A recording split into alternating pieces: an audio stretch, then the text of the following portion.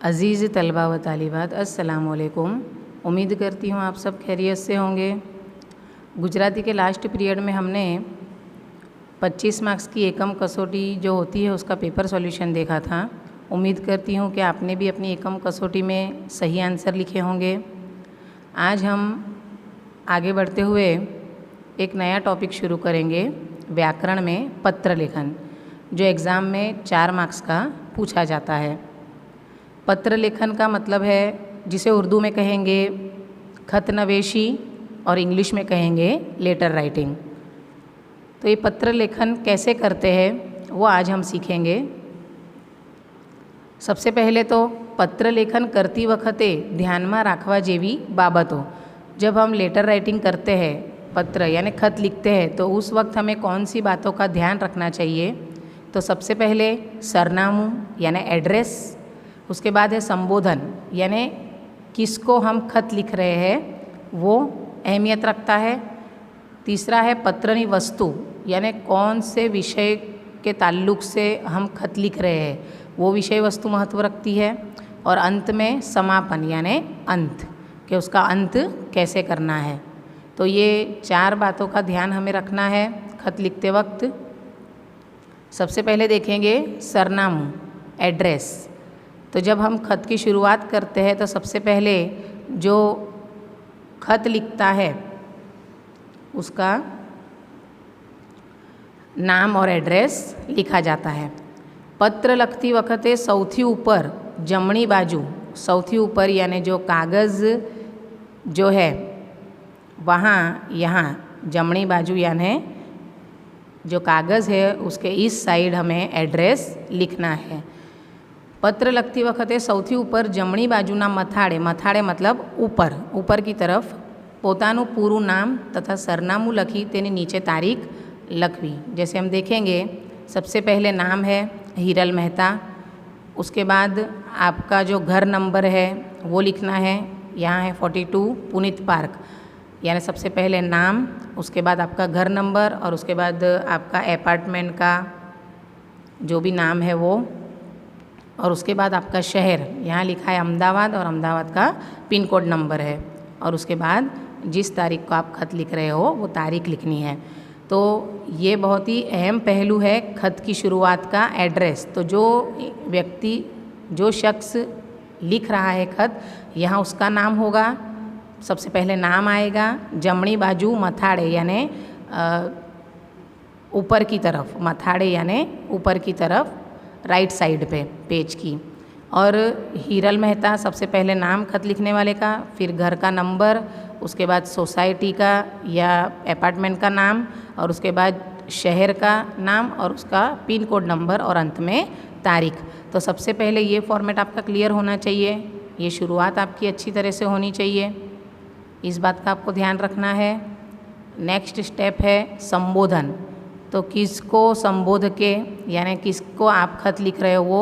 तो यहाँ पत्र 2 प्रकारना होय छे, एक अंगत पत्र यानी जाति खत और दूसरा है बिन अंगत पत्र यानी गैर जाति खत। तो अंगत पत्र में जैसे हम हमारे जो रिश्तेदार हैं या हमारे मित्र हैं उनको हम खत लिख सकते हैं जिसमें हमारी अंगत यानी पर्सनल बातें आएगी। और दूसरा है बिन अंगत यानी गैर जाति खत, यानी आप कह सकते हो ऑफिशियल तरीके से। अगर हम मतलब कि कोई ओहदेदार को या कोई ऑफिसर को या हमारे शिक्षक को कोई हम ऑफिशियल खत लिख रहे हैं तो उसे बिन अंगत पत्र कहेंगे, बिन अंगत पत्र कहेंगे। गैर जाति, जाति खत और गैर जाति खत। तो सबसे पहले देखेंगे जाति खत, अंगत पत्र। इसमें क्या होता है, तो पत्रना समाचार के विगतों में આપણે अंगत बाबतों लखी શકીએ છીએ। जैसे खत में हमें जो भी लिखना है उसमें हम अंगत बाबत यानी जाति बातें लिख सकते हैं। जैसे हमारे मित्र से हो या हमारे रिश्तेदारों से हो, मम्मी पापा बहन भाई से हो, उनको हम अंगत पत्र लिख सकते हैं। अपनी लागणी व्यक्त करी શકીએ છીએ, जो भी हमारे जज्बात है, हमारी मन की बातें हम पेश कर सकते हैं अंगत पत्र में। तेवा पत्र ने अंगत पत्र कहे छे। ऐसे पत्र को जाति खत कहते हैं, अंगत पत्र कहते हैं। तेमा वडीलों ने, वडील यानी जो बड़े हैं, बुजुर्ग हैं हमसे, उन्हें पूज्य के आदरणीय एवं संबोधन लखाय छे। यानी जैसे हम खत की शुरुआत करते हैं तो किसी को जिसको हम खत लिखना चाहते हैं कि पूज्य पिताजी या पूज्य गुरुजी या आदरणीय माताजी, तो जो हमसे बड़े हैं अगर उनको संबोधन करके हम खत लिख रहे हैं, जो अंगद पत्र है, तो सबसे पहले क्या संबोधन आएगा? पूज्य या आदरणीय ऐसा संबोधन आएगा अगर वो बड़े हैं हमसे तो। और अगर हमारी जितनी ही उनकी उम्र है या हमसे छोटे हैं उनको संबोधन करके हम खत लिख रहे हैं तो प्रिय के वहाला लखाई છે કે प्रिय मित्र, वहाला भाई, वहाली बहन, ऐसा करके लिख सकते हैं। अब देखेंगे बिन अंगद पत्र यानी गैर जाति खत। केवल कामनी वातो, केवल कामकाजनी के कामनी वातो लखेली होय तेवा पत्र ने बिन अंगद पत्र कहे छे। जैसे मैंने आपको बताया कि ऑफिशियल खत है, इसलिए इसमें अंगद बातें, जाति बातें नहीं लिखकर जो हमारे काम की बातें हैं वो ये खत में लिखी जाती है, उसे बिन अंगद पत्र गैर जाति खत कहते हैं। आ पत्र में जेने पत्र लखवामां आवे छे, जिसे हम खत लिखते हैं, उसको मान सूचक संबोधन लखाई जाए। उसको मान सूचक यानी कि मान भरा जो संबोधन है उससे हम नवाजते हैं। जैसे माननीय श्री, श्रीमान, जैसे कोई शिक्षक को या शिक्षक आचार्य को लिख रहा है या हम कोई होद्देदार को लिख रहे हैं तो हम उसे माननीय श्री या श्रीमान ऐसा संबोधन करेंगे, जो मान सूचक संबोधन जिसे कहते हैं। तो इस प्रकार एड्रेस, उसके बाद संबोधन कैसे करना है, उसके बाद पत्रनी वस्तु, तो कौन से विषय के ताल्लुक से कौन सी बात को लेकर हम पत्र लिख रहे हैं वो बात भी अहमियत रखती है।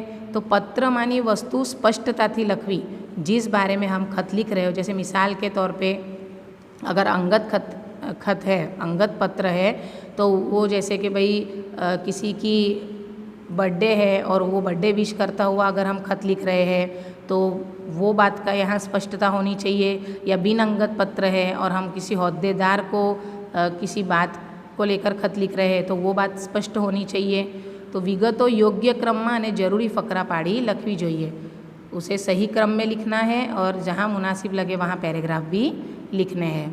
पत्रनी भाषा शुद्ध, सरल અને स्पष्ट होवी જોઈએ। खत की जो भाषा है वो शुद्ध होनी चाहिए, सरल होनी चाहिए और स्पष्ट होनी चाहिए कि जिस ताल्लुक से खत लिखा गया है वो सामने वाले को समझ में आए।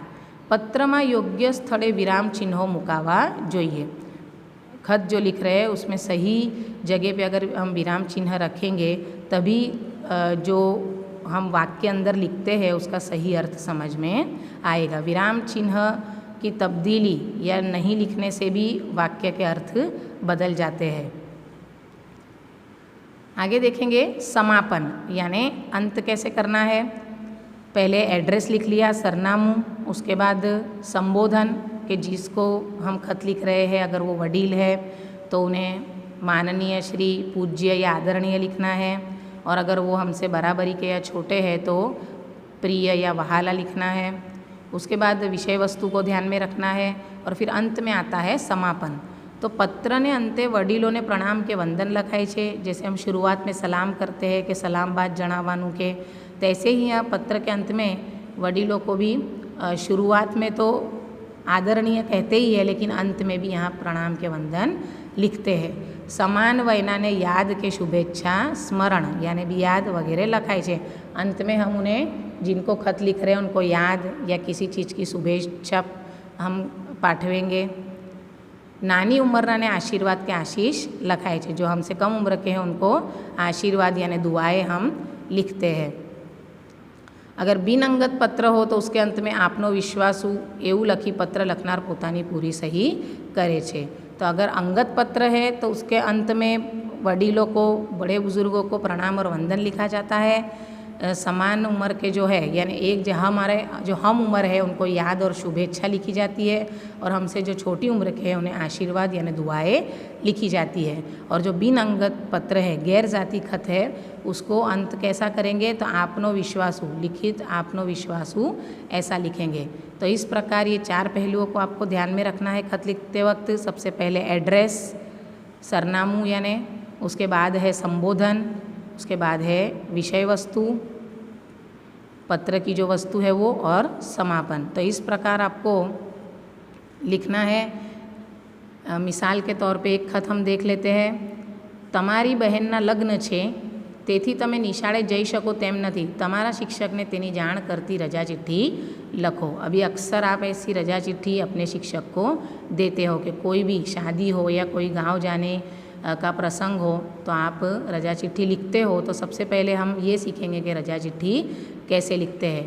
तो તમારી બહેનના લગ્ન છે, आपकी बहन की शादी है और इसलिए आप स्कूल में नहीं आ सकते हो, तो आपके शिक्षक को इस रजा की मतलब के जान करता हुआ, मालूमात करता हुआ जो खत है, रजा चिट्ठी है, वो लिखना है. तो सबसे पहले यहाँ आपका नाम आएगा. यहाँ मिसाल दी है स्मित टी शाह. उसके बाद आपका घर नंबर 6, फिर जो सोसाइटी का नाम है वो मैत्री पार्क सोसाइटी. उसके बाद जो एरिया में या शहर में आप रहते हो वो नारायणपुरा अहमदाबाद.